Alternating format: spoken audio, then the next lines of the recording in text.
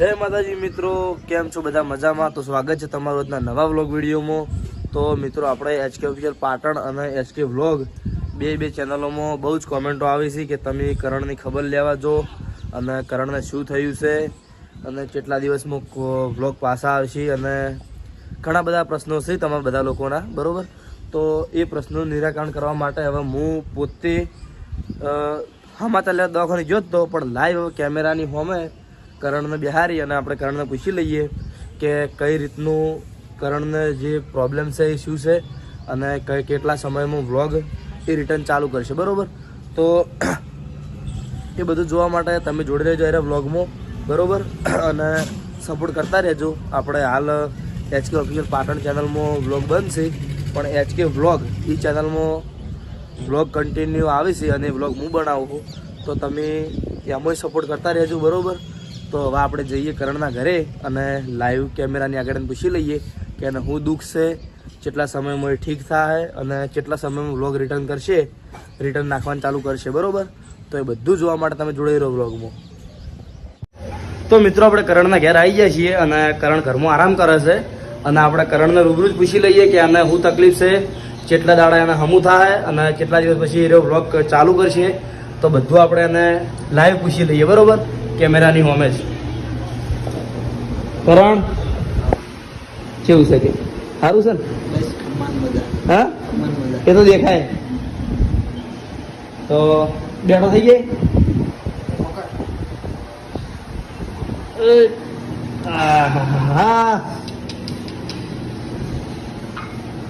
તો હવે જો ઊંઝે ઊંઝે કદાચ કોમેન્ટો તું વાંચતો હશે, તને ખબર હશે, મને ખબર છે કે આપણે બે ચેનલોમાં કોમેન્ટો બહુ આવે કે કરણને હું થયું હોય, કેટલા દાડે હમું થાય, તો એ બધું તારા મોઢે જ કહી દે. હાલનું જ કહું કે પહેલેથી સ્ટાર્ટ કરી દઉં? હા, હાલનું જ કહું પહેલેથી? ના, બધું કહી દે, A to Z. તો કહું? હવ. જય માતાજી મિત્રો, સ્વાગત છે મારા નવા બ્લોગ વિડીયોમાં. છેલ્લા દિવસે ખબર હે 2-3 દિવસે બ્લોગ બનાવ્યો પણ જપતો થતી નહીં, પણ ઠીક નહીં એટલે બનાવી ગયા તો નહીં. એના રોજની અમને ટેવ પડી ગઈ કે સવાર ઉઠ્યા એવા ગુડ મોર્નિંગ થી આપણે સ્ટાર્ટ કરી દઈએ છીએ, બરાબર? પણ આગળ વિડીયોમાં મેં છેલ્લે વિડીયો બનાવ્યો તો એવું કીધું કે અમારો છેલ્લો બ્લોગ છે અને થોડા દિવસ બંધ રહે, બરાબર? એટલે આ બ્લોગ બનાવતો નહીં. હવે એમાં પ્રોબ્લેમ એવો હતો મને કે 2023માં ભાઈ કમરથી આપણે થોડું નેચરના બાકી મારી ગઠ જેવું થયેલું હતું, ફીલ જેવું હતું ને, એમાં ચેકો કરાયો હતો અને એમાંથી બધું પરું બહાર કાઢી દીધું એ વખત, બરાબર? એટલે એ વખત તો ઓપરેશન જેવું કર્યું હતું ને ઠીક થઈ ગયું હતું. પણ એના પછી પાછું 12 મહિના થયા એટલે ફેર ગયું ભરણું, ફેર ફૂટ્યું પાછું. અચાનક એક દિવસ રાતે ઊંઘ્યો હતો અને ઊંઘવાનું ફૂટી ગયું હતું, એટલે તકલીફ બહુ થઈ. એ વખત પાછા દવાખાને ગયા, બતાવ્યું, દવા આલી એટલે હુકાઈ ગયું, મટી ગયું, બરાબર? એના પછી પાછું આ સાલ ફરીથી એ જ પ્રોબ્લેમ થયો અને આ ફેર તો એવો પ્રોબ્લેમ થયો કે મળતું જ નથી. એટલે રસી થઈ ગઈ ને અંદર? હા, રસી અંદર થઈ ગઈ, ચાલુ રહેતું હતું અને અંદર એક ક્રેક બની ગયો હતો, જે રસ્તા જેવું કહેવાય એવો રસ્તો બની ગયો હતો અંદર. એટલે જો એવું ના કરાવો જલ્દી તો આગળ વધારે તકલીફ થઈ જાય, બરાબર? એટલે ઘણા બધા ડૉક્ટરની સલાહ લીધી, પાલનપુર ઉઠી ગયા, પાટણ ગયા, બહુ જગ્યાએ બતાવ્યું. દવાથી તો કોઈ ફેર પડતો નહોતો, દવા તો ખાલી ઘણીવાર શાંતિ આલે એ જ, બરાબર? પણ પછી ખારા ડૉક્ટરની મુલાકાત લીધી. બધા અમુક ડૉક્ટરને પૂછ્યું કે સર્જન ડૉક્ટરને આપણે મળાવો, એટલે તો સર્જનની મુલાકાત આપણે લીધી હતી હોય પાટણમાં અને આખા શરીરનો આપણે CT સ્કેન કરાવ્યો હતો, MRI, અને એમાં બસ એ જ પ્રોબ્લેમ આવ્યો હતો કે ટ્રેક બની ગયો હોય અને એમાં રસી થા કરે હોય, બંધ થતી નહીં અને તકલીફ પણ બહુ આવતી હતી. એટલે ઓપરેશન કરાયા છે છૂટકો નતો એમ ને? એટલે બધા ડૉક્ટરોએ મેં રિપોર્ટ બધી જગ્યાએ બતાવ્યા હતા. બધા ડૉક્ટરે એમ જ કીધું કે ગમે તે કરશો પણ ઓપરેશન સિવાય છૂટકો નહીં. ઓપરેશનની રીતો અલગ આવા હાથથી દોરા પદ્ધતિ આવે, લેસર ટેકનોલોજી આવે, બધી અલગ અલગ. આ બધી તો મને ખબર નથી હો. મને ખબર ના, મને તો ખબર હતી પણ દોરાવાળી હાથથી થાય અને પેલી છે ને મશીનથી થાય, બરોબર? એટલે આપણે મશીનથી જ રાખી, કારણ કે એમાં લેસરથી કરે ને એટલે બળી જાય એટલે વાંધો ના આવે, બરોબર? એટલે ગઈ લગભગ પરમ દિવસે અમે એડમિટ થઈ ગયા અને હજી 7 વાગે જેવું ઓપરેશન કર્યું હતું, કલાક જેવો લાગ્યો હતો. અને કાલ તો રજા આપી દીધી હતી, કાલ પાછું લગભગ 3 વાગે જેવી રજા આપી દીધી હતી. ઓપરેશન કર્યા પછી કમ્પ્લીટ છે ને હાલ તો રોજ ડ્રેસિંગ ચાલુ છે. એટલે સવાર પાછું નાહી ધોઈને ડ્રેસિંગ કરાવવાનું હોય અને ફૂલ આરામ. બરોબર. હાલ તો એટલો ઊભો થઈ ગયો તો એને બહાર નહીં જતો. હાલ બેઠો મેં કર્યો ને એટલા. એટલે ખાવા પીવાનું બધું બેડ ઉપર જ. બરોબર. એટલે હવે આપણે વ્લોગમાં અંદાજે કેટલા દિવસ બંધ રહે?